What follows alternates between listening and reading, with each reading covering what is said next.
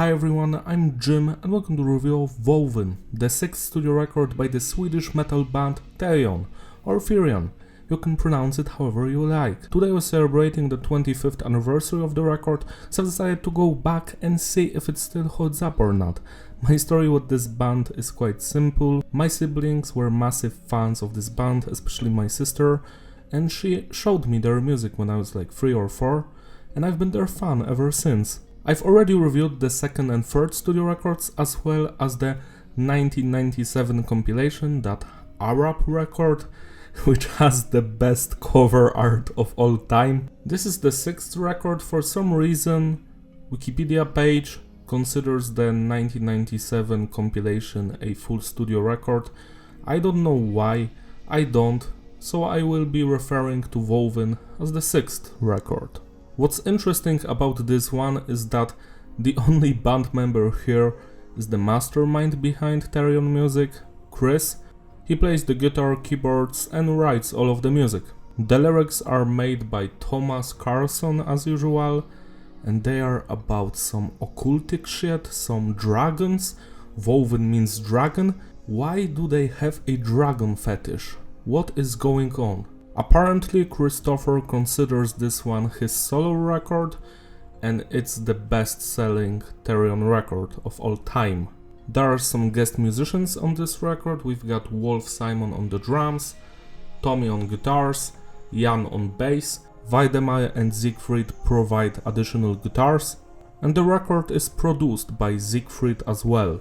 So the production is tight, it's clean but heavy, no loudness war, no clipping, just the way I like it. Message is diverse, songs are mostly about dragons, some magic stuff, occultism, ancient religions. Structure of the songs is mostly advanced. That means they do follow the structure of intro, verse chorus, bridge chorus, outro, but they spice things up with some changes here and there are more segments as well. Music continues the style of the previous record Telly. It's symphonic metal. You can hear various metal genres on this record. There's heavy metal, power metal, progressive metal, doom metal. The record starts with the song The Rise of Sodom and Gomorrah, and the first thing you're going to notice is the symphony. I just love the orchestra that plays on this record. They are flawless.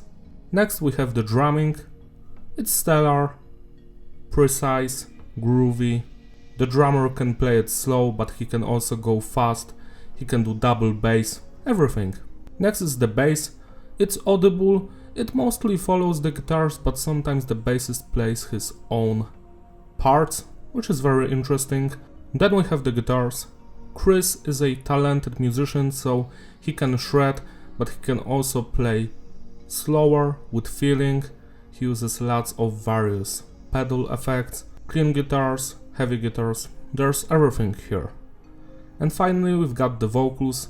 There are various guest vocalists on this record, and also the orchestra has those tenor or baritone voices, or however you pronounce that shit in English. I mostly prefer the guest vocalist because the orchestra, they sound nice when it comes to the vocals, but I do prefer to have that one singer who is giving us his best. And there are singers like that on this record. This song in particular is my favorite thing on this record. I just love the build up at the beginning, how it pays off. The main guitar riff is legendary, the verses beautiful, the chorus very nice. It has a different atmosphere than the rest of the song. It's much more depressing and evil sounding than the beginning, which sounds very oriental. Every second of this song is fabulous to me. 10 out of 10. Birth is a slightly different song from the previous one. The Rise had more upbeat and faster kind of nature, and this one is much more slower and groovy. I love the vocals here. The girl sounds beautiful, and I love the guitar solos here. Or maybe you should call it lead guitar work or some shit. I adore this song, but I think it's not on the same level as the first one. 9 out of 10. I could say the same exact thing about the third song, The Wine. I love the speed of this one, the energy they have here, but I do not enjoy that symphonic, more melodic chorus or whatever it is. The darker parts, the faster ones, are beautiful, the guitar work, flawless. Yeah, but some of the orchestra, not for me. Still, amazing track, 9 out of 10. Clavicula Nox, now this is where I'm going to anger lots of Therion fans, if they are watching this video. I don't like this song, like at all. I feel like it's tedious, it's boring, it's too damn long. I've been listening to this album for over 20 years, and I've heard this song probably thousands of times, and I just can't get through it. I just can't enjoy it for some reason. I don't know why. I don't have any bias or bad memories with this one. It's just a slog and I don't enjoy going through it. 4 out of 10. The Wild Hunt, on the other hand, is just so goddamn beautiful. I love the energy of this one, how fast it is, the melodies, how they sound, and that guest vocalist. He sounds very power metalish for some reason, but I just love his vocals. And yet again, my least favorite part is when the orchestra sings. I'm like, please stop, please go away. Everything else is perfect. 9 out of 10. Eye of Shiva starts very strong, very atmospheric, it has that dark tone, and then it becomes boring. Like Clavicula Nox. I don't like this song, there's nothing here for me. Sure, some of the melodies sound nice, but overall, getting through this song is a chore for me. 4 out of 10. I could say the same thing about Black Sun. The vocals are not for me. The instrumental work is also just, I don't feel it, I don't vibe with this stuff. Maybe it's the guitar melodies, like they aren't in the key I enjoy or some shit. 4 out of 10. The Draconian Trilogy starts with the opening, and I love this one. It's very short, it has some opera vocals or some shit, but I love the melodies and the atmosphere it has. 8 out of 10. Morning Star starts with a very cool melody that will later come back, and I am kinda disappointed with this one because the longer it goes, the less interesting it becomes.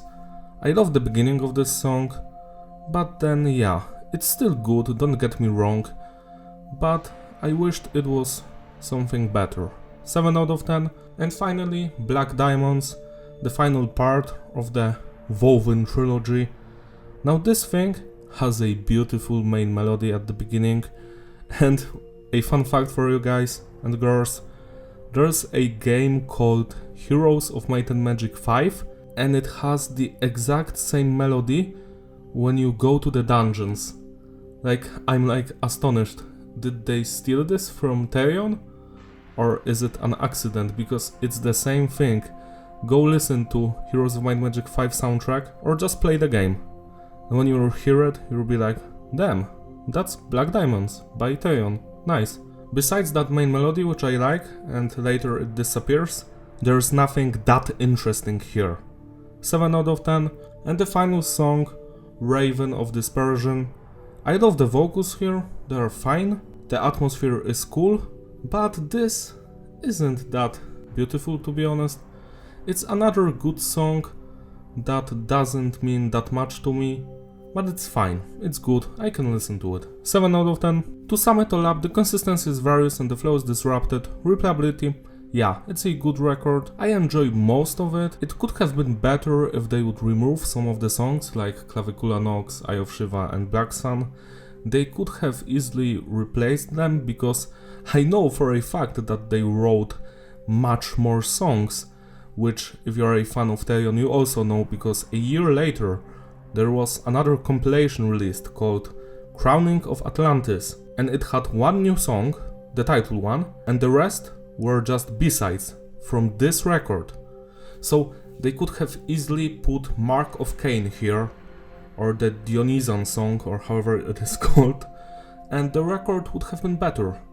Even add some cover, like that Thor one, or maybe the King one, which is on the Japanese edition of this record, but it's not on Crowning of Atlantis, which is so weird to me because you could have added the King cover, which is omitted for some reason from the crowning release, and also that song from 1996, I think it's called Babylon. It wasn't on the Arab compilation for some reason.